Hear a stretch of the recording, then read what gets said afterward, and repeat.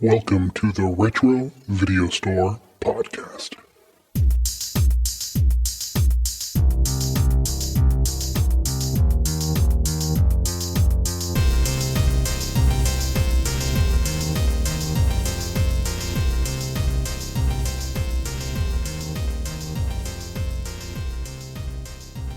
Welcome everyone to the Retro Video Store Podcast. I'm your host Eric. Hi, Eric.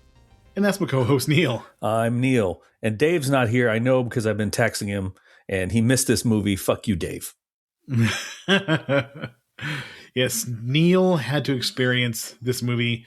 You know, in our credo, it says the best and worst of the video store era. Worst. And we're in the worst. We're in the worst into the worst of the video store era.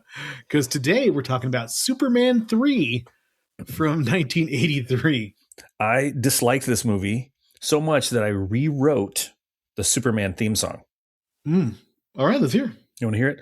Yeah.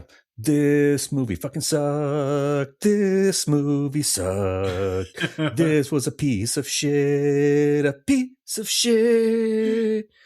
Go fuck yourself, Eric. Fuck yourself. Fuck yourself. Fuck yourself. Fuck yourself. I rewrote it. Thank you. There's a little profanity in it. If any, little PG-13 version, but I totally rewrote the song. What do you think? I like it. And I agree, this movie does suck. It sucked pretty bad. You know what? This is more entertaining than your movie right here. This It was right doing here. some sort of weird Naruto hand thing. Yeah. That right there. That was more entertaining. So before we do that, I want to take a moment to properly pay tribute to a Marvel writer or Marvel comic illustrator, Mr. Sal Buscema. Dude. And he I'm wearing a ROM t-shirt today. Mm-hmm. And Neil also has the same ROM t-shirt because he was responsible for writing the majority of all the ROM issues. And ROM is very close to my heart because that's one of those first comics that I really got into as a kid that started buying on my own. And then I had a subscription to. And he also did the Defenders, Incredible Hulk, and the Spectacular Spider-Man for a long time. So he did a lot of great artwork. And his depictions of ROM are very memorable. He also did a really good Hulk. I really enjoyed his design for the Hulk, and he did really good Spider-Man. His Green Goblin is really, really good. So he had a very distinct art style that I really appreciated and was one of my favorite of that time. Very, very influential on my comic book fandom.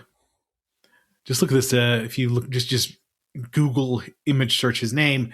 There's a Spider-Man number 184, and it's Spider-Man flying behind, swinging on a web behind the Green Goblin.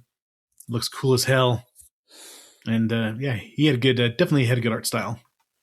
Also, the Hulk beating the hell out of Doc Samson.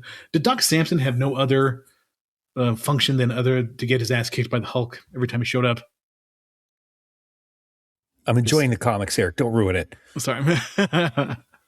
But yes. So great stuff. Rest in peace, Mr. Buscema. He did a lot of great stuff. He 89 years old, so he had a good run. Oh, wow. 89. Jeez. But before we talk about Superman 3, let's do what we always do. Neil, what did you watch this week? All right. I've been rationing Welcome to Derry. Mm-hmm. I'd thought about just ripping my way through it, and I've been rationing it because I've been enjoying the shit out of it. Yeah, really good. What episode are you at? 3. Oh, 3? Okay. I rewatched 2. Mm-hmm. Just because I'd taken a little break. So I rewatched 2, got to 3, enjoyed 3. I started 4. So when I turn on HBO, it's the first thing that pops up. Yeah.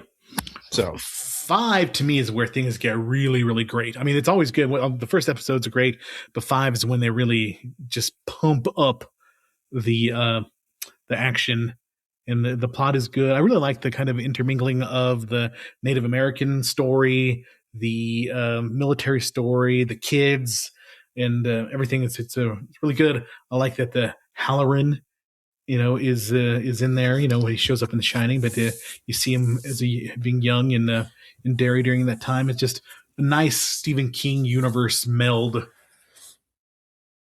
Yeah, really cool stuff. Anyway, I want to talk about it. There's a whole lot going on. Don't want you to go in and like spoil shit. Yeah, I don't want to spoil for you either. Yeah. Sorry, I had to take a second. Everybody in the house is sick, but me. Joe's had to miss some school. He's got fever. Sammy missed a whole bunch of stuff. I'm just fighting off things. So hopefully that's not what it is. No, just something here tickle my nose. So, okay. So we are going about the week, busy. And then my wife is like, hey, there's something with the IMAX. And the advertisement for it was, do you want to know more about space? I'm like, hell yeah, I want to know more about space. Do you want to know more about the stars? Shit, yeah, I'm totally interested in that, man. I'm interested in astrophysics. Let's go. She goes, it's this movie called Astronomica. Oh, okay. I said, okay, Astronomica. All right, man, we're gonna get us some stuff. I've gone and listened to Michio Kato, listened to Neil deGrasse Tyson.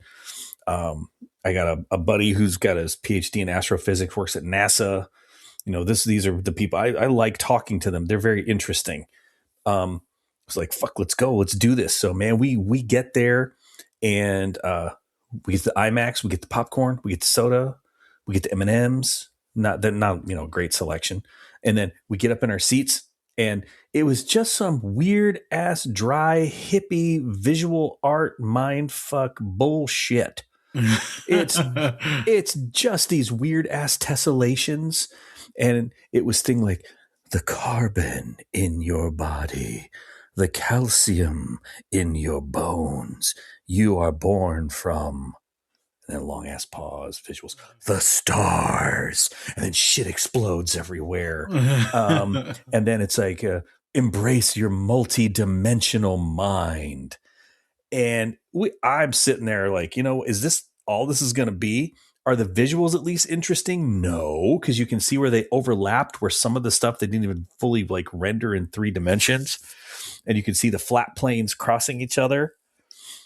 And I look over at my wife and I'm like, do you want to be here? And she goes, not really. I look over at my son. I'm like, do you want to be here at all? And then we'd like, nope. So we got our happy asses up and walked out of Astronomica. Because we really, we didn't know it was going to be a bunch of dumb hippie. If I'd have been high as balls on something, I imagine that would have been a great movie to go watch. Was this at the Fleet Science Center? No, this was at the Tech Museum of Innovation Science or some shit. Oh, because I see that it's coming to the Fleet Science Center, Astronomica, James Hood's Astronomica. There's no science. I don't know why it's at the Science Center. There's no science. It's literally a bunch of made up tessellations and shit. At some point, little stars come and make outlines like a baby's face and an old dude's face and a woman's face. What the fuck? I'm surprised they didn't ask you for your e-meter at the end of the before you got in. Grab a hold, dude. My thetans were fully enraged. I was definitely full of thetans.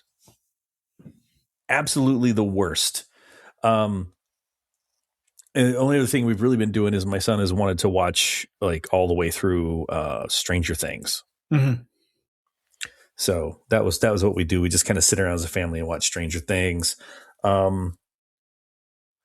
And I just, watching like little snippets of things, lots of movie trailers and new stuff for new releases on my lunch, but no real movies. Cause I was just like, let's go see this Astronomica. You know what? Fuck you, James Hood. I wasted a ton of money on that bullshit. And what false advert? Do you want to know more about stars? False advertising. Yes, I want to know more about stars. Yeah, there was nothing about the stars. Like, fuck this. Yeah. Oh, so bad. And I dropped $50 on concessions. And I walked my happy ass out with my popcorn and soda and my little tiny bag M&Ms. Yeah, Bastards. I'd be taking my popcorn with me. Yeah. There was like a whole, and I should have known when the lady who was sitting next to my son who smelled a weed was like super stoked. Oh, this is going to be so great. Ma'am, you smell. Take an edible. They're at least not as offensive in public as you coming in reeking of whatever bong you were sucking on in your VW like bus. Patchouli and bong water. God dang, dude. I bet you her pubes were dreadlocks. That's what kind of a hippie this woman was. Nice. She got a Rastafarian and a leg lock is what it looked like down there. All right. I see you itching. Tell me what you watched. Man, I watched a ton of stuff this week. College football is over and the NFL playoffs are down to the Super Bowl. So I have a lot of free time to watch stuff. So I've watched a ton of just everything. There's this really good documentary on Mel Brooks on HBO. It's like the 99-year-old man. I watched the first episode of it. It was a 2-parter, but that led me down the Mel Brooks rabbit hole. So I watched History of the World Part 1, which is still funny as hell. It's just so stupid. I remember seeing that as a kid and all the sex jokes just kind of flew over my head seeing it, There's this one guy, Harvey Korman, is Bernays, and they're like, "Don't get saucy with me, Bernays." That's so stupid. Just stupid puns. It always reminds me of Spaceballs. What's the matter, Colonel Sanders? Chicken? I don't know. Then I watched Major Asshole.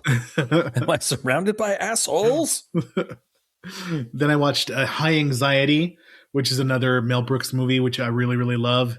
It is kind of a Hitchcock tribute, and there's just a lot of funny sight gags and typical Mel Brooks. So it came out in 1977, but it is super, super funny. It like predates the parody movies like Airplane by a bit, and it's really, really good. I highly recommend High Anxiety if you haven't seen it. It's on HBO Max. Same with the Blazing Saddles and all the other Mel Brooks movies are on HBO Max because of that documentary. So if you enjoy Mel Brooks or you're not familiar, you want to watch him, jump in on HBO Max. They have a ton of good stuff. I went to the movie theater and I saw Primate, and it's the best monkey slasher movie I've ever seen. in the monkey slasher genre, of which I can only really think about one or two other movies. Yes, this one is really, really good. It is truth in advertising. If you want to see a chimp kill some people, this is your movie. It's nice and gory. This is like Joe Rogan's wet dream. Yeah. that chimp could fuck you up, man. Yeah, man. You will see a chimp. However he says it. Bro. It is super, super funny, super, super gory. Doesn't take itself too seriously. The effects are all practical effects. It's every once in a while you can see it's a man in suit for the monkey, but I enjoy that. I'd rather see a man in suit monkey than a CGI monkey. It was worth seeing. Well, because CGI monkeys put like monkey suit guys out of work. Yes, exactly. And I'm not about that with the AI. God damn it. Yeah, we need to have monkey guys. We need to have them back in their suits, working, keeping our economy rolling with animatronic monkeys. Yeah, that's right. Yeah, it was super funny. It's like 90 minutes long. It's super efficient and doesn't pretend it's anything other than a chimp killing people. It's like Cujo with a chimp is basically the plot, but it is done really, really well. And it is just, it was just fun. So I highly recommend Primate. If you have not seen it, make sure you either go to the theater or watch it when it comes out on streaming. It's worth it. I'm quite enjoyed that. I'm waiting for streaming. I don't think I could talk either of the family into going to see that. Man. So I'll be waiting for streaming. It was good. I appreciated it. Did watch a bunch of slasher movies on Saturday or Friday into Saturday because there's no college football. So I watched Prom Night and I watched Sleepaway Camp. And so, just got some slashers in there. But so I've been kind of increasing my movie consumption because of the lack of football, which is probably better for the show. Nobody wants to hear me talk about football. I've been enjoying my son being able to drive himself back and forth to school. Oh, that's nice. Yes. My son also was doing that. So that's nice. Got his senior pictures this week, and it's just, time is flying. The cat's in the cradle and the silver spoon. Just get your ass in college and out of the house. Mom and I got things to do. More, namely each other. Yeah. Anyway. Well, Better than playing red light, green light, 1, 2, 3. Is that a noise? Did you hear a noise? So yes, Primate, check it out. It was a lot of fun. And I want to thank listener Michael for donating to buymeacoffee.com. I hadn't logged in a while, and he did it like a couple months ago. And I'm like, oh, yeah, we got money. And so I appreciate you, listener Michael, for doing that. And so he donated to Buy Me a Coffee. And thanks a lot for that. And if you want us to read your email, rvspodcast222@gmail.com, and make suggestions. Right now, we're kind of flying by the seat of our pants, just picking a new movie every week. We don't really have a grand design. I figure that we'll probably do My Bloody Valentine near Valentine's Day. And next week, we're doing Little Shop of Horrors. So we're trying to hit those blind spots that we haven't got of like 80s movies that we probably should have done that we haven't done yet. Like we did Highlander a couple of weeks ago, and I couldn't believe that we hadn't touched on Highlander yet. So there's stuff that we have forgotten. I remember the other movies I watched now. Oh, okay. Because looked at it. Dune. The new one? Yeah, watch Dune. Yep, it's good. I gotta show you. Okay, so I love putting together Legos. I like owning the boxes. I think I like owning the boxes because then I know there's the potential of being able to put the Lego together. But once you put the Lego together, it's done. Yeah. So then the only other thing you have to do is take the Lego back apart, put them all in a bag, pour it all out, and then just freaking have at it again. I got the model of the ornithopter. Yeah.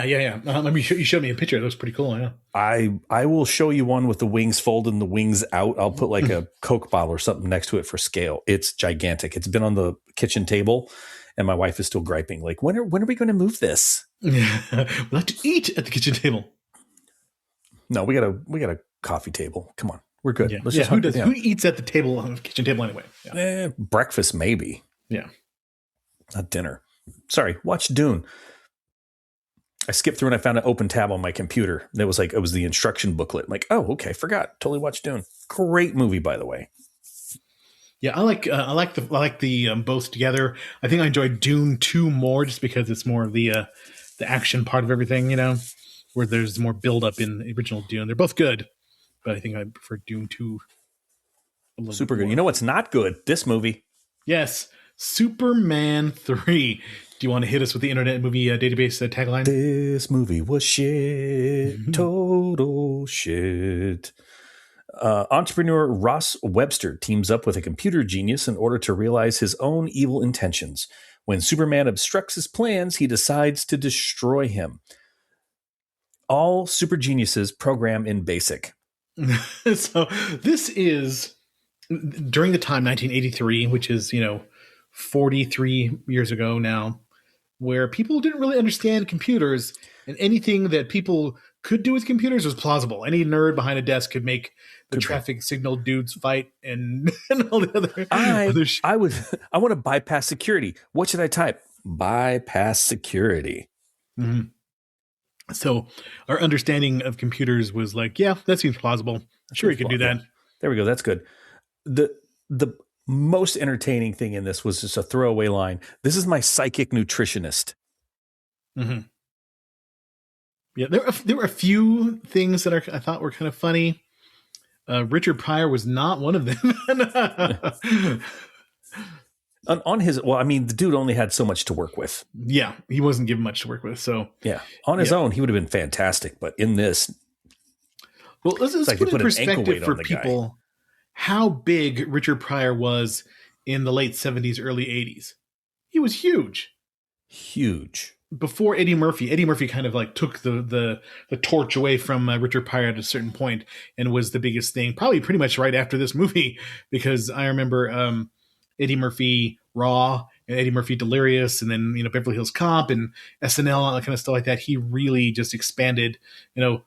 Richard walked so Eddie could run, basically, is what it comes down to. But Richard Pryor was freaking huge. He was the biggest comedian that I can remember. And I remember watching his comedy movies on HBO, the Live on Sunset Strip, Here and Now, Live and Smokin', Live in Concert, all those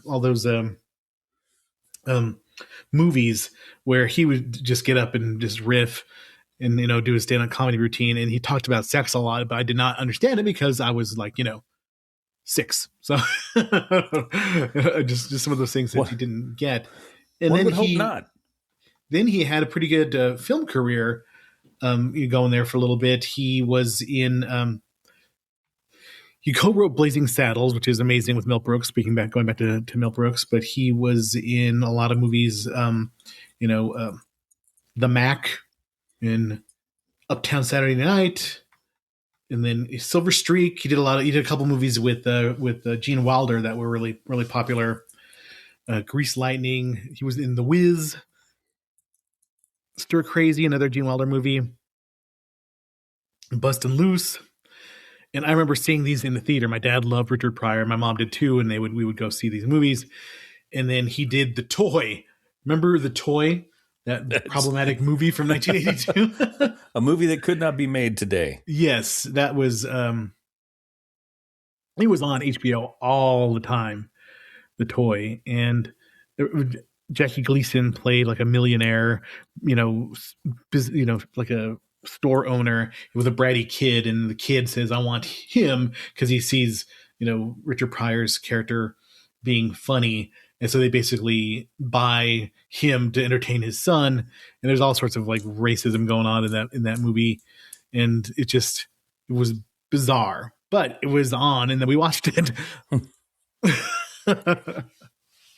I was thinking about that a lot this week, watching this movie and other things. Like, what was on is what we watched. I mean, like, we didn't have that many choices to choose from. Only a certain number of channels, and HBO was a big deal, so we just pretty much watched what movies were on HBO. And there were movies.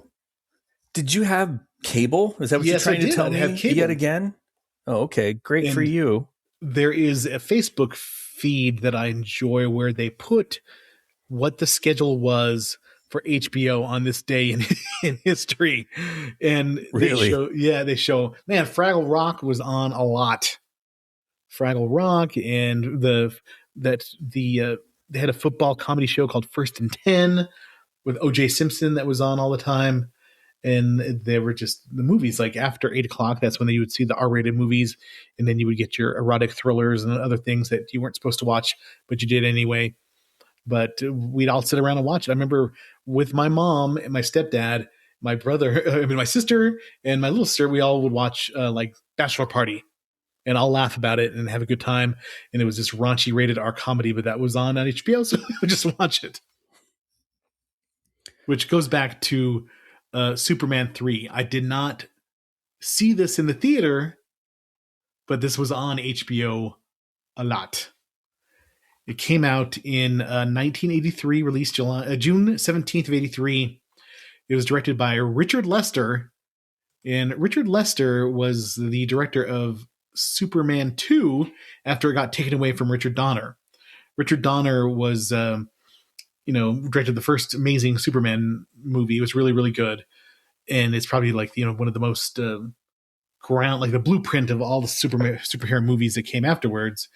But he got booted off the set of Superman 2, and Richard Lester took over. And Richard Lester has a interesting career. He did Butch and Sundance the early days, a movie called Cuba, Superman 2, Superman 3, Finders Keepers, which I'm not even sure what that is. Jim Carrey was in it, 1984. Return of the Musketeers, and a movie called Get Back, which is a Paul McCartney concert movie. Neil, when did you see this movie? When it came out, we went to go see it. I was like, 11? Maybe? I think it was probably about 11. Yeah. Went to go see it when it came out, and I remember being underwhelmed as a kid. And wow, that was loud. And not being nearly as sad as Superman 4. Yeah, Superman 4 was just fucking next level bad. It was actually released by Canon Films. It was that bad with Superman fought Nuclear Man. Yeah, where the hell did that come from? So this movie is 125 minutes long. So it felt longer. It felt way, way long. There was times where I was just like trying to fight myself from to looking at reels or something on my phone. Especially the first half. The first half was just So I did like that they had him. They had him on wires. They had him taken off. Yeah. They had him taken off. But Jesus, you could have ridden a 10-speed bicycle faster than they had him fly in this movie. Yeah, he did fly super, super slow. God forbid he needs to make a turn. Yeah. 4 hours later. There's just, it was so bad. And you made us watch this. You made us watch it, Eric. It had a $39 million budget, but only made $80 million at the box office worldwide. So it was a big step down from the box office of Superman 2. You can tell that there were issues going on because Margot Kidder is in this movie for like 5 minutes. Was upset with this turd and getting rid of what it was. They got rid of Richard Donner, so she was she was upset. They got rid of Richard Donner, so the writers of Superman 3 pretty much wrote her out of the picture, and she was basically in there for 5 minutes. You see her at the Daily Planet, and she's like, "I'm going on a trip somewhere." And then she shows that she's going to wear a bikini, and then she's gone, and she's not back until the last 2 minutes of the movie. Very obvious. But I would say that Annette O'Toole is probably an upgrade over Margot Kidder. Damn, she is. I liked Annette O'Toole in the movies that she was in. I remember being in Cat People. Remember Cat People? Yep, I remember Cat People. We saw a lot of her in that movie. She was in 48 Hours. She was in the original It TV movie. She was the adult Beverly Marsh. I always remember for that. Then, she's been in a lot of TV movies. She was even in Smallville, I guess, as a character. The little tie-in with the Superman there. Let's see. She was Martha Kent. So, she was Superman's mom. Mm-hmm. Martha! Save Martha!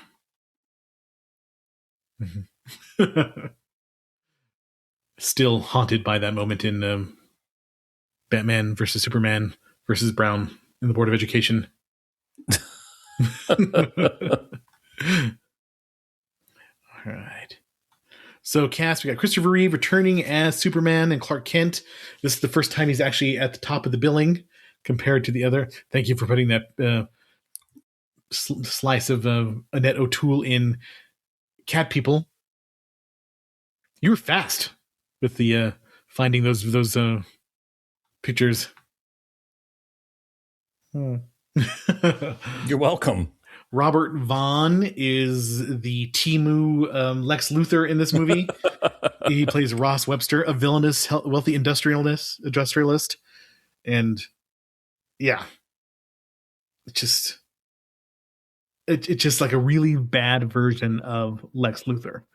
And the motivations and stuff are really, really bad. Do you want to hit us with a critical consensus? I'm okay. So I'm still toying over the Timu Lex Luthor. There wasn't even, he didn't even have the delivery of Gene Hackman. Yeah. He didn't hold the scenes like Gene Hackman did. And I just feel so bad. Like, did these guys have house payments? I mean, as an actor, you got to find work, but it's just, you got to find the right people for the roles. And also you need to have a script. Yeah, the script is awful. Yeah, that too. Awful. All right, critical consensus. I imagine some people have some things to say about this. Shall we find out together? It's a 31% approval rating on Rotten Tomatoes. That's 102 reviews. And the consensus reads, when not overusing sight gags, slapstick, and Richard Pryor, like the Rube Goldberg of idiocy in the first 10 minutes of the film. I know. Superman 3 wackiness in the first part of the movie. The blind guy getting the painter and going all over the place. And yeah.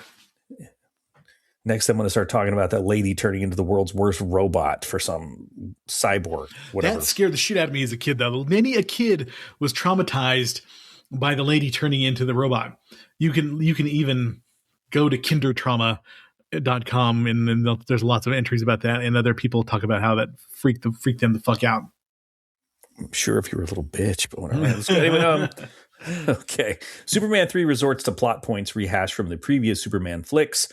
Metacritic gives it a rating of 44, and that's mixed or average reviews. That's 13 professional film reviewers. Leonard Maltin, and I love how it refers to him as film critic Leonard Maltin, where if you've ever watched a movie or read anything about movies, you should say the name Leonard Maltin, and in your head, a little aside, your little Greek chorus should go, he's a film critic. It's just like saying Gene Shalit. You close your eyes, you know what Gene Shalit looks like. Big, fuzzy like mustache. Like a big, fuzzy, like almost onion that you're going to put in like a potato soup. What are all these hairs? It's a Gene Shalit. Leonard Maltin said wait, you deserve. There you go. For Gene Shalit. For a Gene Shalit. Leonard Maltin said that Superman 3 was an appalling sequel that trashed everything that Superman was about for the sake of cheap laughs and a co-starring role for Richard Pryor. And what a pussy they made Superman out to be in this film. Yeah. Mm-hmm. Straining to lift shit, getting pulled in by computer cables. Yeah, he was not very super. No. There was a lot more man than there was super. Mm-hmm. And there were, oh my God, the shots, sorry. There were shots from the back where you could see like the shitty like stitching on the yellow S was like peeking out over the black on his back of his cape. And like, come on, guys, let's up the costume just a touch. The budget. It was so bad. The film was nominated for 2 Golden Raspberry Awards, including Worst Supporting Actor for Richard Pryor and Worst Musical Score for Jojo Moroder at the 4th Golden Raspberry Awards. Audiences also saw Robert Vaughn's villainous Ross Webster as a weak replacement for Lex Luthor. Christopher John reviewed Superman 3 in Aries magazine, number 16. Huh. I swear to God, I thought it was in Aries number 15. Could have sworn. And commented that compared to the first film in this series, everything about Superman 3 is a joke, a harsh, cruel joke played on all the people who wanted to see more of the Superman they saw a few years ago. Harsh, cruel joke. He was hurt. Yeah. But you know what? Christopher's speaking for the people. He's standing up for us all. He's helping. Colin Greenland, soon to be known as Colin Freedomland. See, a little political there because I'm a buffoon. Isn't it weird how quickly that has been forgotten? So can I just say, I play in an honor band, and that band plays for deceased officers that have been killed in the line of duty, right? Guys that never made it home. And I spend a lot of time playing the bagpipes and a lot of time talking with local law enforcement, and who tend to be a little more leaning on the right side. And when they are absolutely shocked that when someone is exercising a constitutional right, that those officers weren't trained well enough to deal with that and instead panicked and shot him when he had both hands down, not a hand near his weapon that their training was at. Fuck it. I'm so sick of that shit. Oh, yeah. Fuck that. Mm-hmm. Yeah. Greenland, the least of our worries. We got these fucking morons. A political aside from Neil, who tends to lean. You know, I want to start the purple party. Can we do the purple party? Not red, not blue, but we're just kind of in the middle. The ones that exist and work. Let's be purple. Yeah. There's things that I'm conservative about, and then there's things that I'm very liberal about. Very liberal about. Yeah. Okay, so you got a donkey, and then you got an elephant. I think ours should be a silhouette of Prince. Yes, the Prince symbol. the purple, the purple party. I'm totally down. Okay, my rage is gone for a second. Let's go back to talking about movies. We just lost so many listeners when I did that. Colin Greenland. 3 out of the 4. Reviewed Superman 3 for Imagine Magazine and stated that what ultimately spoils the fun in Superman 3 is not the incoherent story or even the technophobia, Was it technophobia? Would you call it technophobia? Not really. I don't think so. Fuck you, Colin. It is simply overloaded. Too many ideas, too many gadgets, too many stars. Pamela Stevenson is completely wasted in a part that would have been too dumb for Goldie Hawn. Colin's got some hatred. Throwing strays at Goldie Hawn there. Yeah, she caught a ricochet there. Mm-hmm. The wiring all comes loose at the end. Huh? See what he did? Dude did. An anticlimax and a rushed one at that. Fans of the Superman series placed a great deal of the blame on director Richard Lester. Lester made a number of comedies in the 1960s, including The Beatles' A Hard Day's Night, before being hired by the Salkinds in the 1970s for their successful Three Musketeers series, as well as Superman 2, which, although better received, was also criticized for unnecessary sight gags and slapstick. Lester broke tradition by setting the opening credits for Superman 3 during a prolonged slapstick sequence rather than in outer space. Ugh. Yeah. What would Superman have anything to do with outer space? So strange. The film's screenplay by David and Leslie Newman, who I got to tell you, makes a fine salad dressing. Newman's? Yeah. Oh, yeah. The Asian vinaigrette from Newman's is pretty good. Oh, God dang. That's really, really good. It is. I agree with you. When Richard Donner was hired to direct the first two films, he rejected the Newman scripts and hired Tom Mankiewicz for heavy rewrites. Since Donner and Mankiewicz were no longer attached, the Salkinds were able to bring their version of Superman to the screen and once again hired the Newmans for writing duties. The performance of Reeve as the corrupted Superman received praise, particularly the junkyard battle between the dark Superman and Clark Kent. And that makes me sad. Well, as a child of an alcoholic, it made me feel like during that part, it's like, man, Superman is like everybody's alcoholic dad right now. Just flying around the world, fucking stuff up. He's super horny. He's wrecking oil rigs for some tang, you know. You hear the joke about the guys drinking in a bar on like the 39th floor of a skyscraper, and the guy looks over and he says, "Hey, you want to know a cool thing? Because of the way the wind hits this, it's such a strong updraft. You could step out, the window holds you up for like a few seconds. You grab the window, you pull yourself back in. It's the coolest thing ever." And the second guy goes, "I don't fucking believe you." So the first guy goes, "Watch this." He goes over, he pulls open the window, he steps out. Oh, he's all over the place. And then he grabs the window and he pulls himself back in. And the guy's like, "Oh my God, that's so cool." And he steps out and plummets to his death 39 feet straight down. The bartender goes, "You are a mean drunk, Superman." I knew that punchline was good. I know another joke about the Invisible Man and Wonder Woman. Damn it, you stole my I was just getting ready to do that too. Damn. What happened? I don't know, but it hurt like hell. Yes. If anybody out there of our 4 listeners that doesn't know that joke, just a short Google search could really, really help you with that. It's very entertaining. Thank you, Truly Tasteless Jokes, that I was probably too young to have that book as a child, but it was very influential on me. We were all too young to have that book, but we had a torn up ass copy we got from some junior high kid, just passed it around. Yes. So good.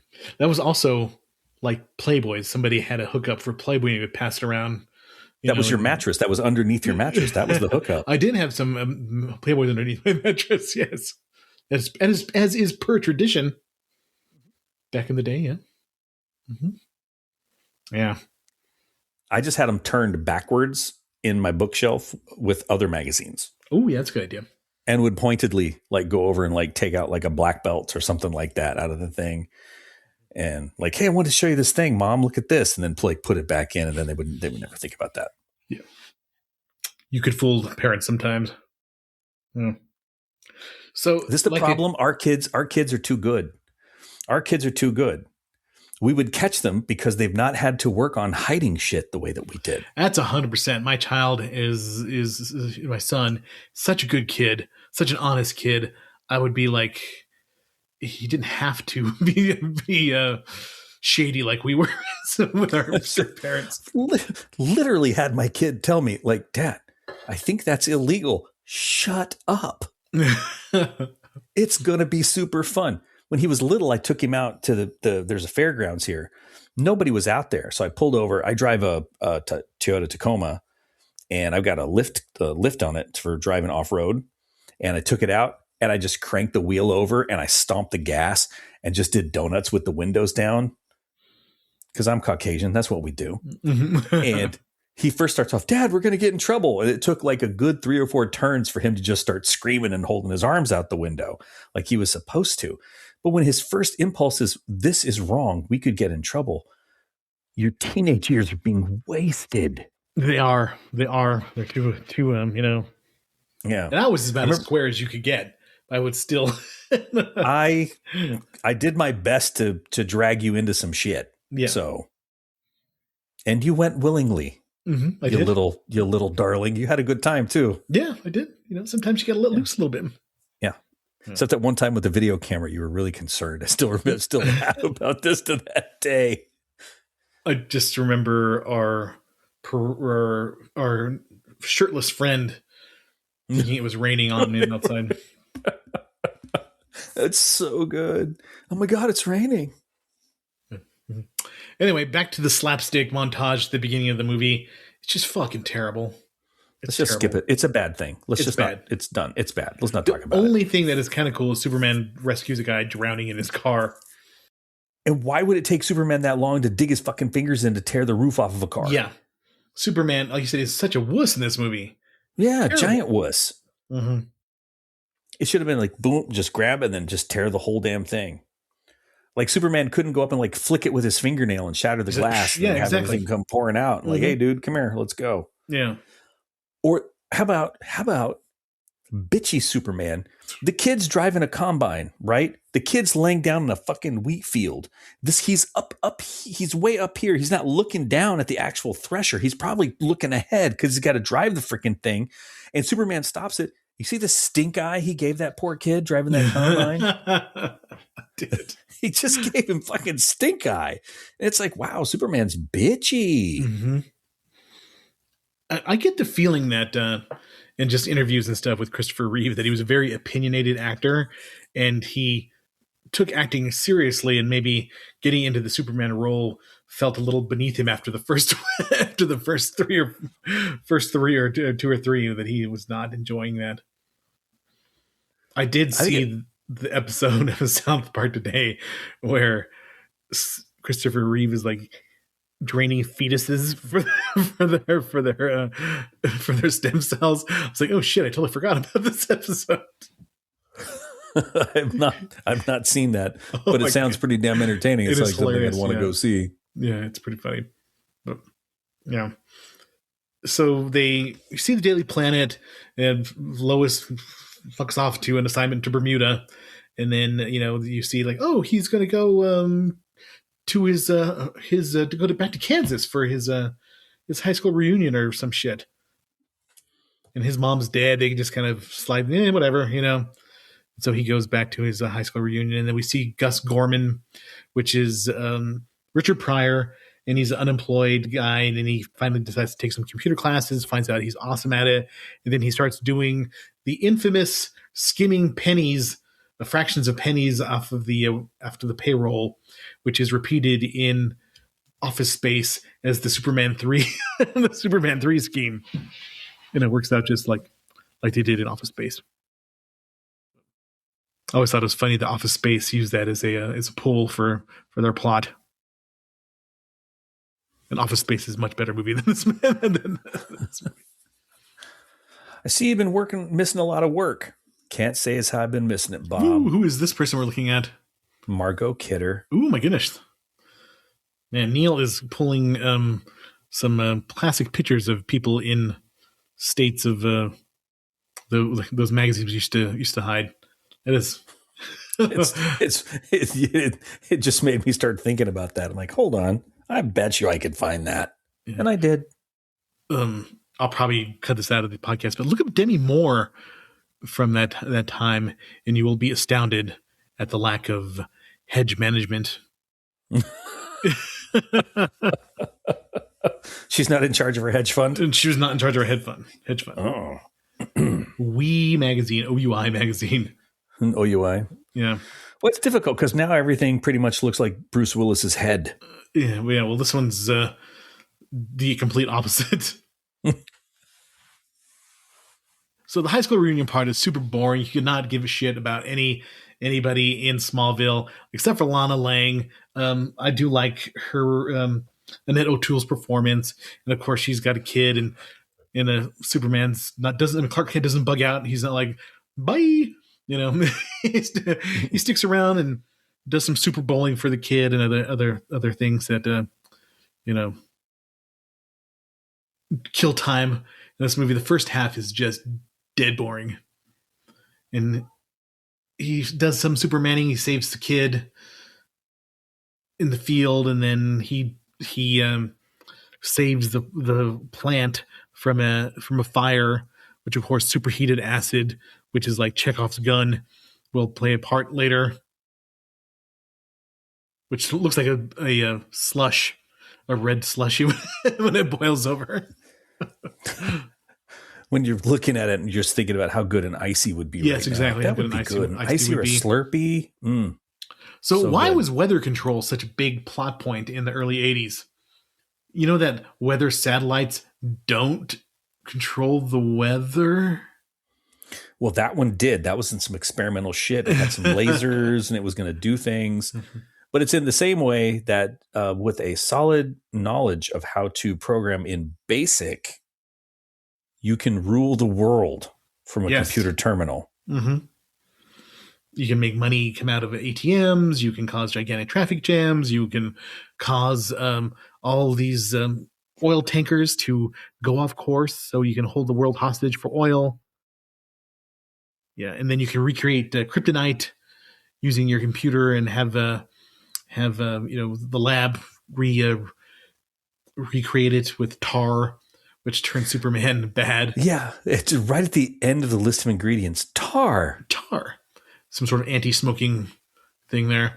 Well, look what it did to Superman. Shit. That to me, that is probably the best part of the movie is when evil Superman is around. I did like him being a dick and straightening out in the Leaning Tower of Pisa. He has a libido and beds Robert Vaughn's hench lady mistress, but she sends him off on a quest first to destroy an oil tanker. And it always reminds me of was it Mallrats, the physics if you did have sex with Superman, whether he would like break your back or something like that. Yeah, blow the top of their head off. Yes. Yeah, but this is I did not enjoy that part at all, and this was a lesson that Sam Raimi should have definitely learned. Oh, with evil Spider-Man. I thought evil Spider-Man was actually kind of funny in his dickishness because it was like Sam Raimi, who's not a very cool person, just thinking what cool would be. It was just wear black and muss your hair a little bit and then act like a dickhead. But I did like the Superman versus evil Superman duel. I thought that was kind of funny because it was Superman was a dick to Clark Kent, put him through several crushers and other things. Just it was kind of traumatizing to see him choke himself out. Not like the singer for NXS or David Carradine kind of thing. We're talking about like physically grabbing him and trying to choke him. Yes. Yeah, I hated that part too. From the beginning right up to now, where the moment we're talking about, I hated those parts. Hated all those parts. Well, and the parts after this too. Yeah, you hated those as well. I didn't like those either. Yeah. Those weren't very good. Richard Pryor is hamming it up, especially when he's trying to be like the general that hands the kryptonite rock to Superman. And Superman's not smart enough to realize that, hey, he's handing me a glowing green rock. This could be kryptonite. Why don't I act more wary of it? He'd never seen it before. He didn't know what to do. The supercomputer part I thought was kind of cool as a kid, especially the video game part, which was like shooting missiles at Superman and it looks like a video game. And it was designed by Atari as well. I always thought that would be a cool video game if there was actually that game out there. Would be fun to see, but no. And then the part where the supercomputer takes him on, and seals him in a bubble. Superman, who can breathe or can withstand space without oxygen and can do all this other kind of stuff, he gets confounded by a bubble. An overgrown wubble. Remember those? You squeezed them out of the tube on Yes, straw. damn it. You and I are mind melded right now because I was going to exactly bring that up. He got trapped inside a fucking wubble. And it took him how long to remember, wait, I've got heat rays. Mm-hmm. Forget the fact that I am able to lift like millions of tons. I'm going to have to heat ray myself out of like a roadside farm chicken egg membrane. Mm-hmm. Yeah, it was bad. Always, and we mentioned this earlier when Robert Vaughn, the bad guy's his sister gets sucked into the computer, and she gets sounds gross. Sounds bad the way you say it. She gets sucked into the computer and turned into this sort of like into the machine and turned into like a cyborg type thing. It is really kind of out of left field, tonally completely different than the rest of the movie. Scared a lot of kids back in the day. Maybe not Neil, but I hated that part. You know what sealed the deal that made it really shit is you cannot put that kind of heavy silver paint on someone without it showing like all the crow's feet and all the wrinkles and stuff. And we have a close up of that, and it just looks like shitty silver paint. Yeah, not scary. And then walking with its hips all stiff, like it can't move its elbows and things. You know what would be scary if that thing came out moving like a Boston Dynamics robot? That would be scary as jumping hell. over boxes and doing backflips and kicking dudes in the nuts with like a rifle mounted on back of it. Like, oh, cool, we're dead. What was that? There was a movie.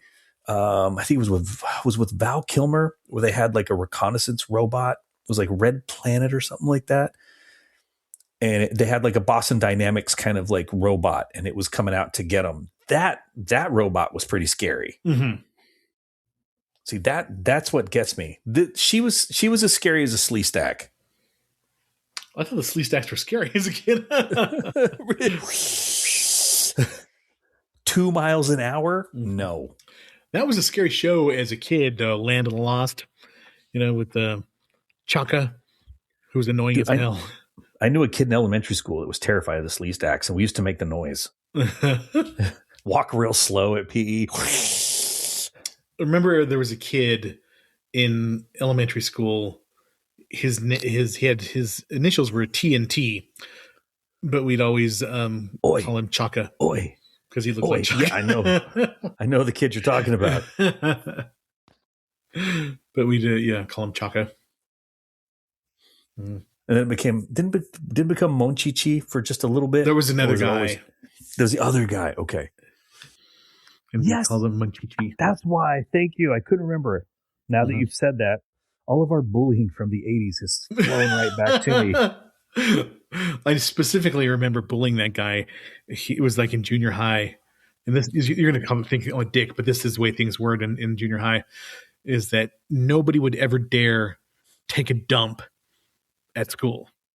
That was like just if you took a dump at school, there was something wrong with you, even though it was a natural bodily function and kids nowadays do it and they're perfectly okay with it. But back in like 1986, it was like something was wrong with you if you dare take a dump at school. And of course, this kid was taking a dump at school, and we all surrounded the stall or like beating on the stall and stuff. Like, yo, somebody's taking a shit. It was bad. But those were good times when you're 13. Oh, those were great times. Oh, we've grown as people. We have grown as people. Not propylene, but yeah, that was not a lot, but yeah. I was a jerk back when I was 13. Give me a break. I was 13. My brain wasn't fully formed then. Poor impulse control. When do you expect it to actually come fully formed and help with that? I'm still waiting. Yeah, if we want to talk to impulse control, we need to get your wife on here and let her chime in. No, she would have stories to say. Yeah, we're not going to have that conversation with my wife either. So, yeah, this movie sucked.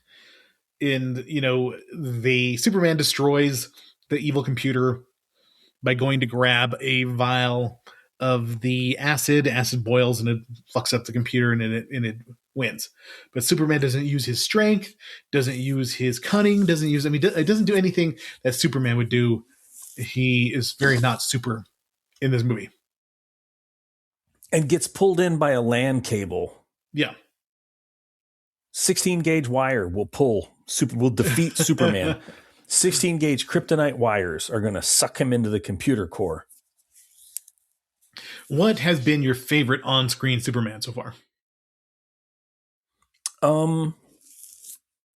Favorite on-screen Superman. I really wanted Superman Returns to be great. With Brandon Routh. Yeah. And the first opening sequence was like sick. That is good. That's some Superman action that I want to see. Him stopping that plane, like flying around. He's like got a hold of it, but the centrifugal force and it tears the wing off. So he just gets underneath it and just stops it. And then with no troubles, with two hands, just sets it down. That's some Superman shit. But then the rest of the movie kind of let me down. If I could get a mix of because I pictured, the early Superman to be like super earnest and straightforward and like a bit of a straight arrow. Yeah. So it's like the David Cornette really kind of fit that bill.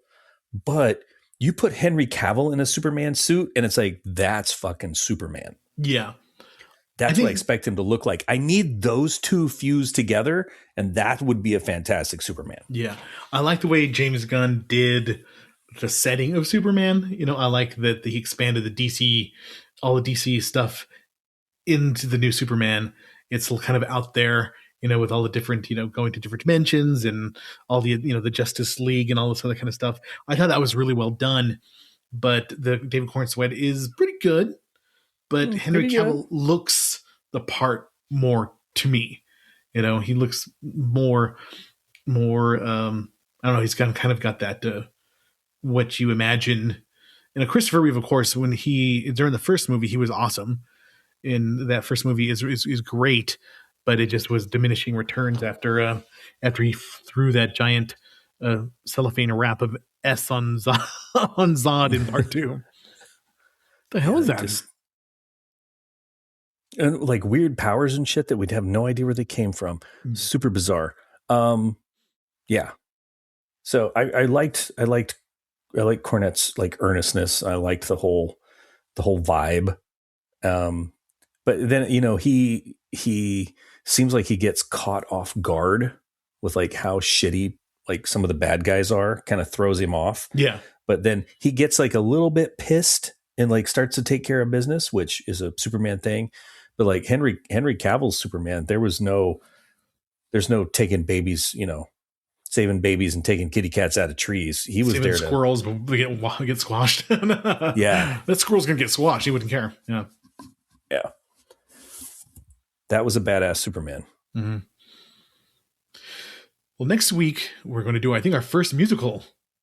We're going to do Little Shop of Horrors, which is a lot of fun. Rick Moranis and Bill Murray and Steve Martin. It's fun. I enjoy it. It'll be, we haven't done that before, so it'll be fun to do. So check it out. We appreciate any emails we get or any feedback. So rvspodcast222@gmail.com. I will check Instagram more and Facebook more. It's just being busy. We really appreciate coffees. So thanks again, dude. Yes. Thanks again, Michael, for donating to the cause. That'll help pay for at least a month of data and putting the podcast out there. So we appreciate it. Good on you, man. Yes. So thanks again, everybody. We appreciate you and hope you have a good week. Take care, everybody. Thank you for listening to the Retro Video Store Podcast.